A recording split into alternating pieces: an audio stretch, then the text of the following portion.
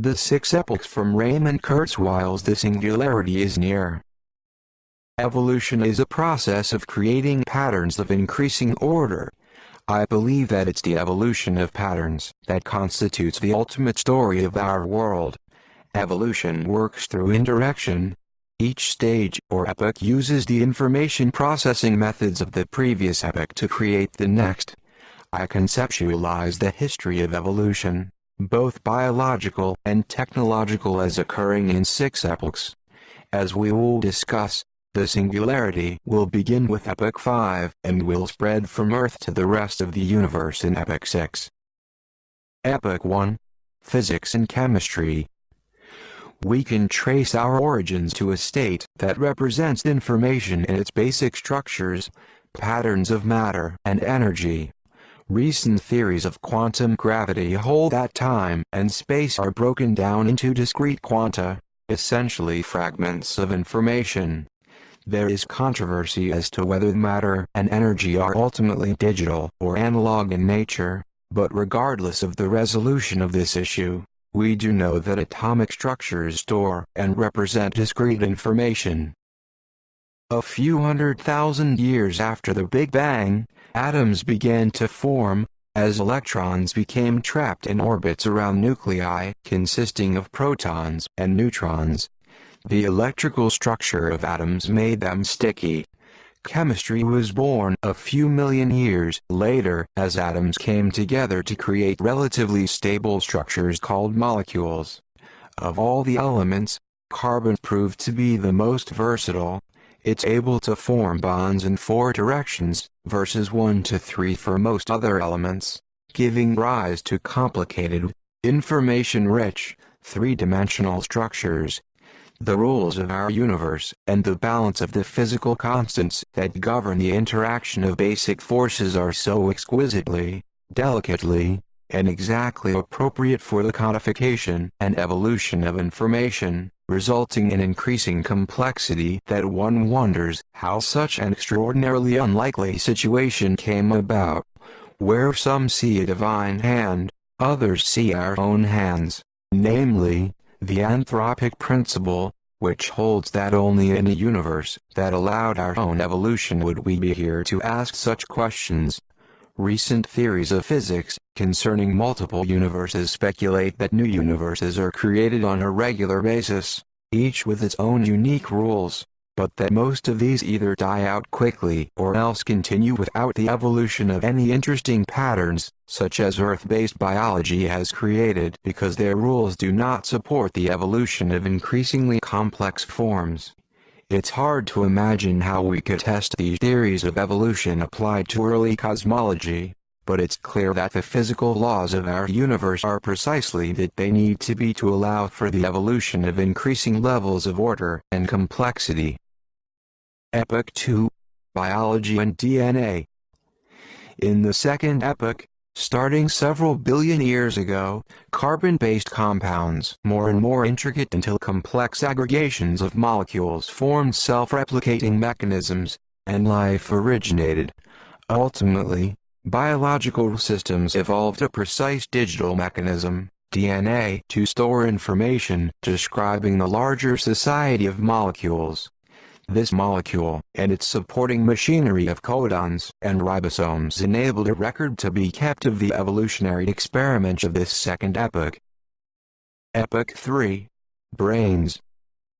Each epoch continues the evolution of information through a paradigm shift to a further level of indirection, that is, evolution uses the results of one epoch to create the next. For examples, in the third epoch, DNA-guided evolution produced organisms that could detect information with their own sensory organs and process and store that information in their own brains and nervous systems.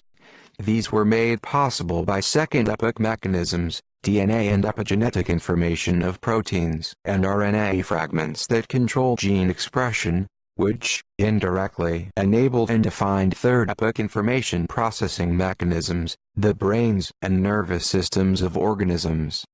The third epoch started with the ability of early animals to recognize patterns, which still accounts for the vast majority of the activity in our brains.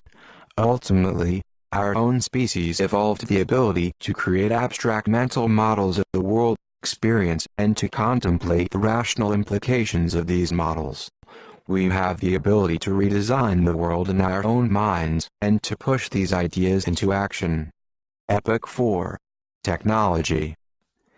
Combining the endowment of rational and abstract thought with our opposable thumb, our species ushered in the fourth epoch and the next level of indirection, the evolution of human-created technology. This started out with simple mechanisms and developed into elaborate automata, automated mechanical machines. Ultimately, with sophisticated computational and communication devices, technology was itself capable of sensing, storing, and evaluating elaborate patterns of information. To compare the rate of progress of the biological evolution of intelligence to that of technological evolution, consider that the most advanced mammals have added about 1 cubic inch of brain matter every 100,000 years, whereas we are roughly doubling the computational capacity of computers every year. Of course, neither brain size nor computer capacity is the sole determinant of intelligence, but they do represent enabling factors. If we place key milestones of both biological evolution and human technological development on a single graph, plotting both the x-axis, number of years ago, and the y-axis, the paradigm shift time or logarithmic scales, we find a reasonable straight line, continual acceleration, with biological evolution, leading directly to human-directed development. Epoch 5.